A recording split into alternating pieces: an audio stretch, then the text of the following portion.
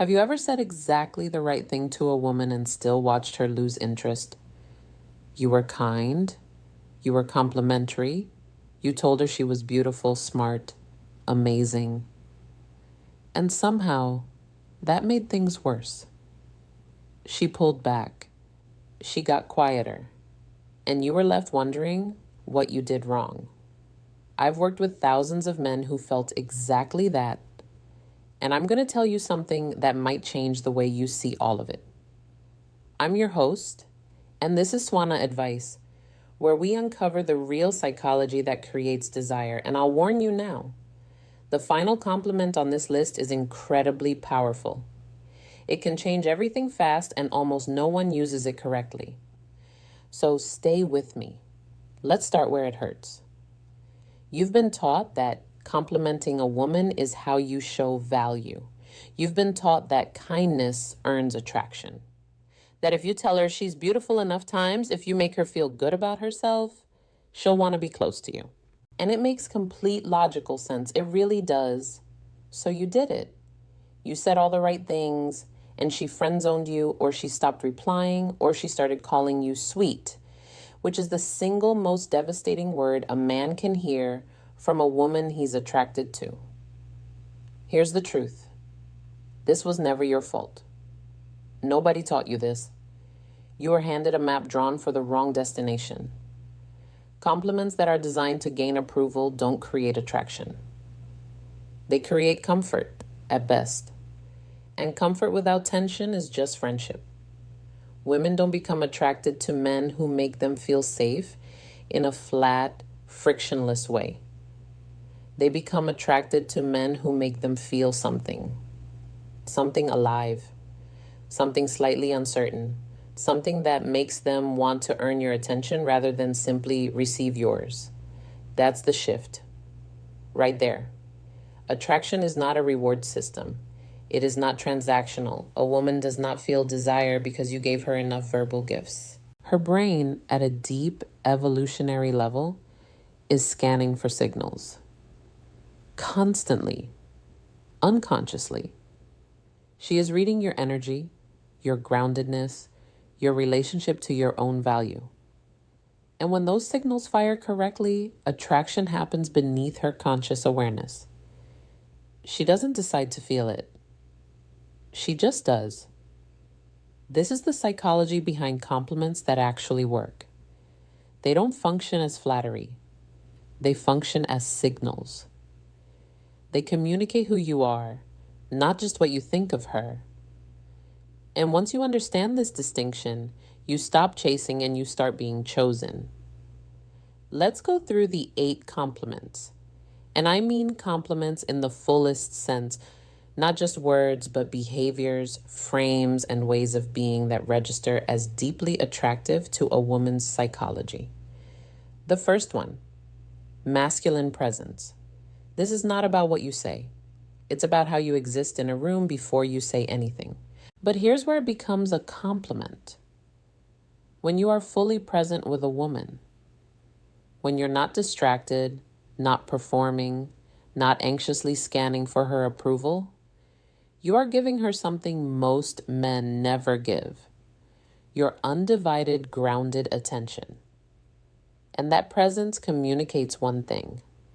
I am here because I chose to be, not because I need to be. Women feel this. They feel when a man is performing and when a man is simply being. Presence is not silence, it's not intensity, it's calmness that has weight behind it. It's the difference between a man who leans in anxiously and a man who leans back with quiet confidence. When you hold eye contact without needing her to look away first. When you take a beat before you speak. When your body is relaxed while your attention is sharp. You have already paid her the highest compliment a man can pay. You've told her without a single word that you are someone worth being around. Presence is the compliment she'll remember even when she can't explain why. The second one, emotional challenge. Attraction does not live in comfort. It lives in polarity. A woman who knows exactly how you feel about her, exactly how much you like her, exactly how available you are. That woman is not excited. She is comfortable. And comfort on its own does not generate desire. The compliment here is the playful tease. Done right, it communicates that you see her clearly, that you are not intimidated by her, and that you are interesting enough to have a perspective on who she actually is. Here's how it sounds. She says something slightly self-congratulatory, and maybe she's talking about how organized she is, how she never loses things. And instead of agreeing and nodding and adding more praise, you smile and say, "Give it 2 weeks. I've met your type before." Then you let it sit. You don't explain the joke. You don't soften it. You let her chase the meaning. That moment, handled correctly, is more attractive than 10 sincere compliments about her eyes. Playful challenge says, "I see you. I'm not afraid of you. And I'm not trying to win you. I'm just here." The third one, selective attention. This is where most men hemorrhage their value without realizing it. They're available, constantly, immediately, enthusiastically. And availability, when it has no limit, signals one thing: this man has nothing more important than this. Here's the reframe. Selective attention is one of the most powerful compliments you can give a woman. When she knows that your time is genuinely finite, that you have a life, a purpose, and things pulling at your focus, and you chose to carve out space for her anyway, that attention lands differently. It lands with weight. This is not game playing. This is not ignoring her to make her anxious. This is about actually having a full life and letting that fullness speak. When you say, "I can't talk tonight, I've got something I'm working on, but I'd like to see you Thursday," and you mean it, that sentence is one of the most attractive things you can say, because it tells her your attention is a resource, and she just receives some of it. Scarcity is not cruelty. Scarcity is honesty about your own value. If this is making sense so far, hit subscribe and join the Swana Advice community. It helps more men learn what they were never taught. The fourth one, intentional listening. There is a kind of listening that women experience almost never from men they're attracted to. It's not just nodding. It's not just waiting for your turn to speak. It's the listening that remembers. You met her 2 weeks ago. She mentioned, almost in passing, that she was nervous about a presentation at work. You didn't make a big deal of it. You just noted it. And then 2 weeks later, when she's talking to you again, you say, "How did that presentation go, by the way?" Watch what happens in her face when you do that. She will feel seen in a way that is genuinely rare, because that question says, "I was listening when you spoke. I held what you gave me. You mattered enough for me to remember." Evolutionary psychology is clear on this. Women are wired to look for partners who demonstrate deep investment. Remembering small things is one of the clearest signals of genuine interest that exists. Not performed interest, real interest. And real interest, when you actually feel it, when you're actually curious about her, is magnetic. The compliment is not the question. The compliment is what the question proves. The fifth one, calibrated vulnerability. This is the one most men either avoid completely or get badly wrong. They either never open up, staying closed, mysterious to the point of coldness, or they overcorrect, sharing too much too soon, turning a date into a therapy session and wondering why she stopped calling. Calibrated vulnerability is the middle path. It's sharing something real, something that shows you are human and self-aware, without making her responsible for carrying your emotional weight. Here's what it sounds like. You're in conversation and something genuine comes up. Maybe about a time you failed at something, a moment you grew through. And you say, briefly and without performance, "Yeah, I went through a period where I completely lost my direction. Took me longer than I'd like to admit to rebuild." But I learned more about myself in that stretch than in the 10 years before it. And then you move on. You don't dwell. You don't need her to respond a certain way. You shared something true, and you showed her two things at once: that you have depth, and that you have handled that depth without becoming a victim of it. Strength isn't the absence of struggle. It's the way you carry it. The sixth one: gradual physical touch. Touch is a language, and like any language, it communicates differently depending on how it's spoken. A hand placed too early, too firmly without invitation. That's a declaration. It overrides. It takes. But touch that is light, that is warm, that is timed with a moment of genuine connection, that releases oxytocin in both of you. And oxytocin is the bonding chemical. It's the one that makes physical proximity feel like comfort and safety and warmth. The compliment here is not the touch itself, it's what the touch communicates. When you brush her arm lightly while laughing about something, when you gently touch the small of her back as you're guiding her through a crowded room, when you hold eye contact a moment after the touch, instead of looking away nervously, you are telling her that you are comfortable in your own skin. That closeness doesn't rattle you.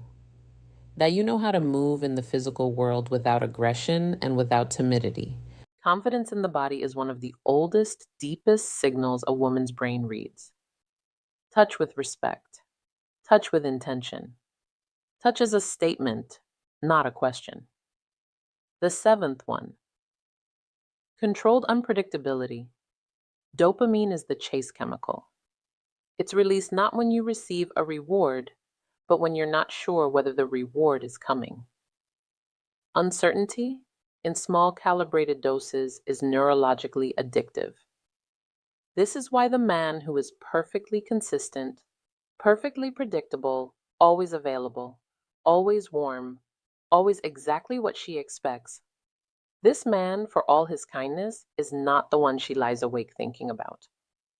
The man she thinks about is the one who surprised her, who said something unexpected, who took her somewhere she didn't anticipate, who responded to a text in a way that made her reread it twice. Controlled unpredictability is not cruelty. It is not withholding. It is genuine spontaneity, genuine personality, the willingness to be interesting rather than safe. It means sometimes you respond slowly because you were genuinely absorbed in something. Sometimes you take her somewhere unusual just because it occurred to you.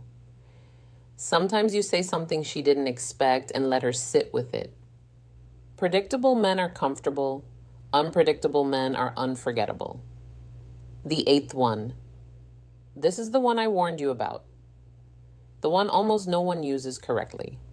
It's called reflected potential. Most compliments describe what a woman already is. You're beautiful, you're smart, you're funny. These are backward facing. They evaluate what exists. Reflected potential looks forward. It sees who she is becoming. It acknowledges something in her that she hasn't fully claimed yet. And when you reflect that back to her, the effect is not just flattery. It is identity level resonance. Here's what it sounds like. You've been talking for a while. You've listened carefully. You've paid attention. And then, not early in the conversation, later, when it means something, you say something like, "You know what I notice about you? You're someone who knows a lot more than you let on. You hold back. I wonder sometimes what you'd create if you stopped doing that."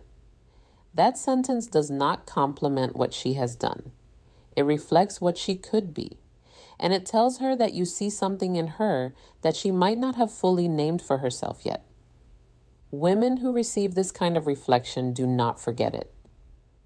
Because it doesn't just make them feel good about the past, it makes them feel possible about the future. And the man who delivered it becomes attached in her mind to that possibility. This is not manipulation. This requires that you genuinely see her, that you have actually listened, actually paid attention, and actually noticed something real. You cannot fake this, which is why so few men deliver it correctly and why, when it lands like nothing else. You are not broken. You were not taught this. There's an enormous difference between those two things. The men who struggle with attraction are not struggling because of who they are. They are struggling because of what they were handed. A script written by people who confused niceness with desire and approval seeking with value. And tonight you've started replacing that script. These are not tricks. They are tools. And like any tool, they work best in the hands of someone who uses them with care, with intention, and with genuine respect for the person in front of them. You don't need to be perfect. You don't need to execute all 8 of these flawlessly on the first night. You need to understand them. And understanding them changes something quietly. You start to see interactions differently. You stop trying to win her over with words and start communicating who you are through how you carry yourself, how you listen, how you hold your own attention like something worth having. That shift, right there, is everything. The man who understands this doesn't chase. He doesn't perform. He doesn't hand over his self-worth and wait to see if she hands it back.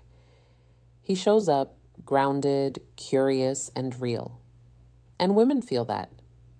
They feel it before he even speaks. You've leveled up today. Not because you memorized lines, because you now understand the signal beneath the surface. And that understanding doesn't leave. If you're ready to stop chasing and start becoming the man women genuinely desire, subscribe to Swana Advice now. Turn on notifications because the next one will shift your reality again.